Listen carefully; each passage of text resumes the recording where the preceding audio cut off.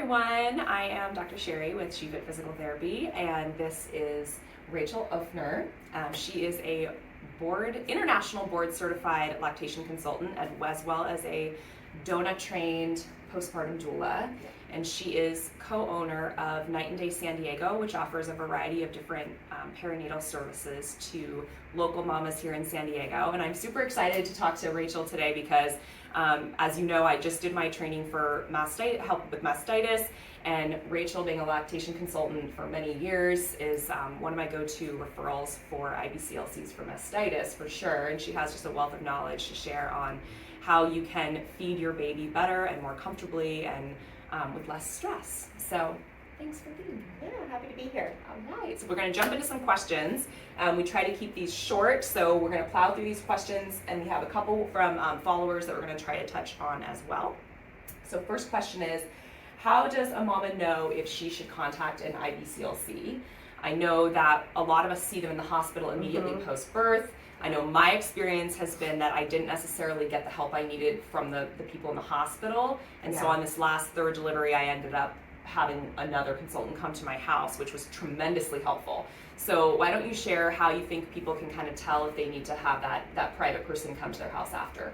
Yeah, we're really trying to tell people to have a lactation consultant preventatively instead of waiting till the house is burning down to have a lactation consultant come in.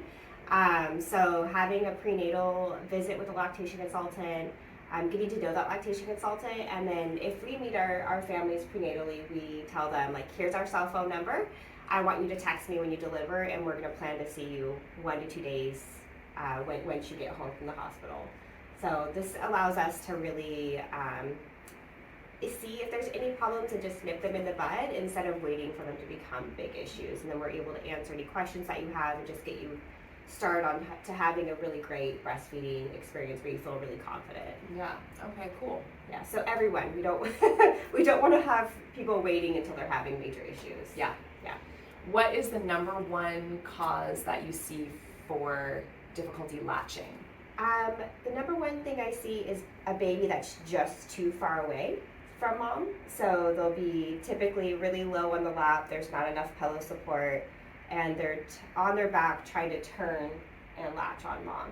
So one of the first things I'll do is we say bring baby to the table. So whether that was with pillows or better positioning, we're going to bring baby nice and close and snug so the baby doesn't have to go anywhere to get that nice deep latch. Yes, and we like that from a PT perspective, obviously. Yeah. Bringing the load close to your body. A lot of times we'll try to just change the position too. So a lot of the go-tos for first-time parents especially is a really upright position. And that's great for some people, and for other people, I find for a lot of families, it's much more comfortable to do a laid-back position or a sideline position where both mom and baby are really comfortable. If you do want to do an upright position, a lot of times an issue I find is that the breastfeeding pillow is just not doing its job. So the most common breastfeeding pillows on the market are super round and really squishy. So we find a baby that's just kind of nuzzling into the pillow and like falling down. Yes, falling down, and the pillow is slowly going away and it's not really offering much support. So we really encourage getting, like, if you want to do an upright position, which most people like to do multiple positions, having a really firm pillow, like maybe the My Breast Friend. I like that one because it actually buckles on the side. So instead of having a floppy pillow that is just ending up on the floor or ending up with the baby like snuggled into your stomach, it's going to keep the baby nice and high and just keep you a little bit more comfortable. Yeah, I recommend that one also for different reasons. No, I have like no like money from them, no promotion. Same. I just really like their pillow. It's the number one pillow that I recommend. When people ask like what supplies do I need, I say like a lanolin-free nipple cream and a good firm breastfeeding pillow like the My Breast Friend. Like that's a great start right there. Yes, and you talked about the recline position, which as a PT, we see a lot of people with tailbone pain related to that. So I like the Breast Friend for one reason because it gives you a little bit of lumbar support, so it keeps your pelvis in a better position. Yeah. But I'm often pushing people towards the upright or the sideline. So this is good perspective from you where you're like, sometimes you need the recline, and then it's like, okay, how can we support your body so that you're not overloading your tailbone, but still be able to be in that nice reclined position, because it is possible. Yeah. It is possible. I do love the sideline position for tailbone pain, because I have a lot of families that are coming back from birth and they're like, my tailbone just hurts really bad. I'm like, well, have you tried just lying down on your side? And like, no. Yeah. I was like, let's try that. There's no pillows needed at all. Your body is completely supported. Babies usually open up really wide because they're completely snuggled up to mom and their muscles just relax. So what age can you start from immediately with sideline? sideline? Absolutely. Yeah. I'll latch 3. I mean, I usually don't see babies until 3 to 5 days postpartum, because they need to come home unless it's a home birth. Sure. But yeah, I'll latch a less than a week old baby in a sideline position. Like, I usually see like the biggest smiles in that position. Like, this is so comfortable. Yes. Yeah. I am guilty of falling asleep while nursing in that position. I love it. Safer position for falling asleep than the recliner, though. Yes. Or the sofa. So yeah, we talk about safe co-sleeping if it's going to be something where you fall asleep. All right. So let's talk about tongue tie. So does tongue tie always need to be released, or are there things that moms can do prior to going for the release to like see if maybe you can get away without it? What's your advice on that? Yeah, I always recommend getting some body work if possible before looking at getting a release. So sometimes a mouth or a tongue will look very tight and look very restricted. But then when we do some physical therapy, some craniosacral, maybe some chiropractic, we see that the mouth actually opens up quite nicely, and we find that we don't need to do a revision. If we find that doesn't work, then we go through with a revision, and in conjunction, ideally we keep that body work in, because that's like the physical therapy after having any sort of procedure. You know, if you have wrist pain or wrist surgery, you're going to also have physical therapy with that. So we're going to try to work to get the mouth to have as much mobility as possible. But body work is going to be our first go-to, if we have that opportunity. And then, this is a good one. Do lactation consultants help with pumping and weaning? Yes. Or just with exclusively breastfeeding? Because I feel like a lot of people have the impression that you guys help with just if you want to breastfeed here. Yes. But you guys can help with so much more than that. So what do you have to say about that? Yeah, so in regards to pumping and bottle feeding, most families at some point are going to want to introduce that. So usually when we're working with families, on the second or third visit, we're going to do a pump fit. We're going to make sure that they're really comfortable and can, have the opportunity to offer bottles if that's their goal, which it is for, I'd say, 90% of our families. So making sure pumping is comfortable is high priority for me. And then weaning, yes, absolutely. They're actually some of my favorite appointments because a lot of the families I'm helping wean, I've also helped with from day one. So we get the chance to kind of like celebrate everything that they've accomplished and think about all the things how they've grown as a parent and all the journey that they went through with breastfeeding. So we definitely can help out with weaning, and I highly recommend that you work with somebody that is familiar with lactation, because you want to make sure that you're doing that safely to avoid plug ducts, mastitis, all that kind of unfun stuff that can happen when you're trying to lower your milk supply. Yes. Oh, I was just going to ask, can you help with pump fit and comfort? Yes, so can. Flange size, flange size was something I never really played with my first 2 babies.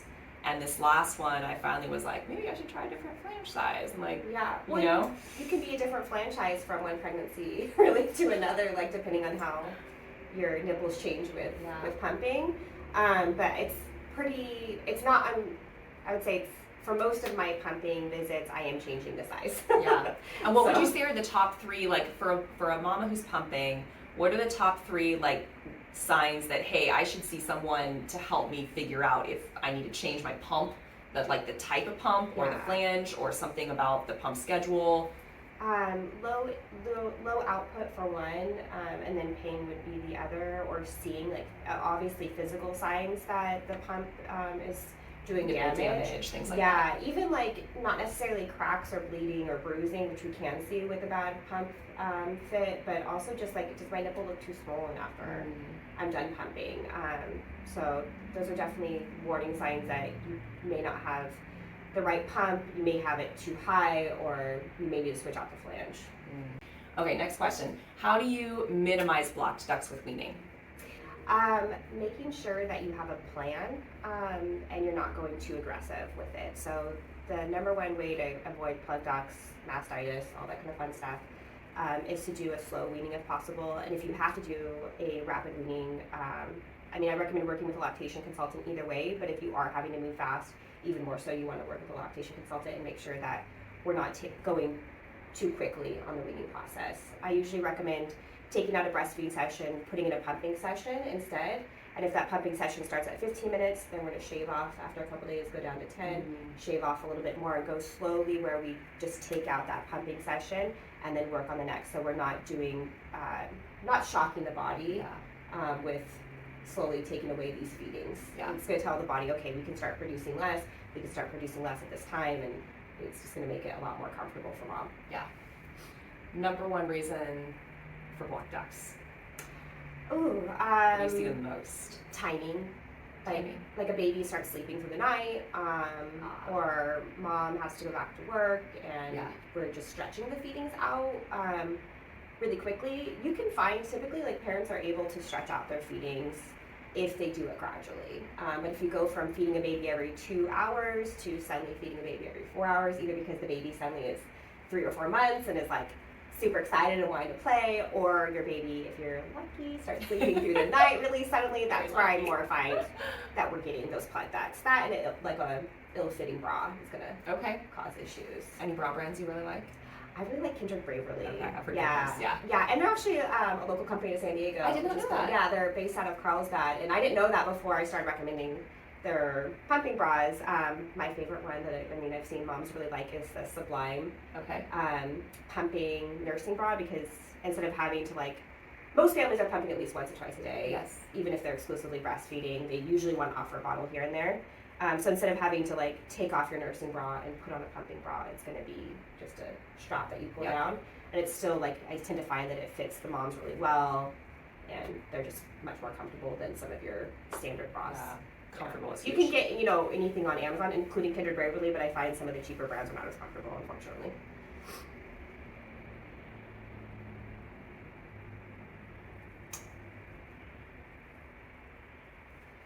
Any advice on transitioning baby to solids from breastfeeding?